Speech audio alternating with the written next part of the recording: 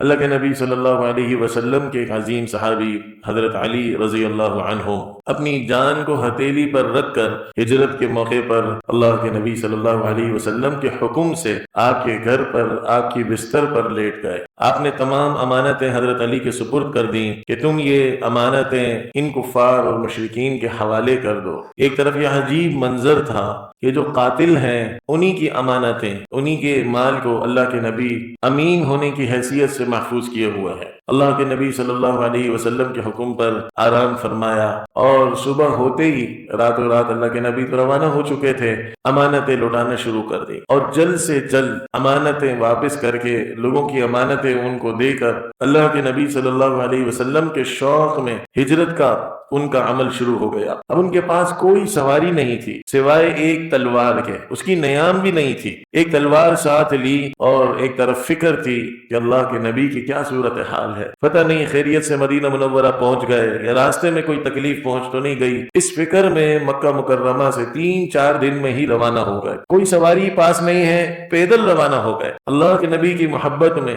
مکہ سے مدینہ منورہ کا سفر تقریباً 500 کلومیٹر ہے۔ 500 کلومیٹر کا سفر پیدل طے کرنا، اور وہ بھی بغیر کسی ساز و سامان کے، بغیر کسی ہتھیار کے، بہت بڑا اللہ کے نبی کی محبت میں ایک جنون سا تھا۔ روانہ ہوئے اور رات بھر چلتے، راستے میں جانوروں کا بھی خوف ہے، دشمن کا بھی خوف ہے، کھانے پینے کی اشیاء بھی پاس زیادہ نہیں ہے، لیکن رات بھر چلتے اور دن بھر کسی گرم ٹیلے کے پیچھے چھپ جاتے۔ اس طرح کے عمل کرتے کرتے 10 سے 12 دن تک مسلسل چلتے چلتے حضرت علی کرم اللہ وجہہ مدینہ منورہ پہنچ گئے۔ جب مدینہ منورہ میں دیکھا کہ اللہ کے نبی کے سچے عشاق انصار مدینہ نے تو بڑا زبردست استقبال کیا اللہ کے نبی صلی اللہ علیہ وسلم کا، اور اللہ کے نبی خیر و عافیت سے ہیں، تو حضرت علی کرم اللہ وجہہ خوش ہو گئے۔ اب اللہ کے نبی کو بھی پتہ چلا کہ میرا یہ سچا عاشق ہجرت کر کے آ گیا، تو بلوایا، پیغام بھجوایا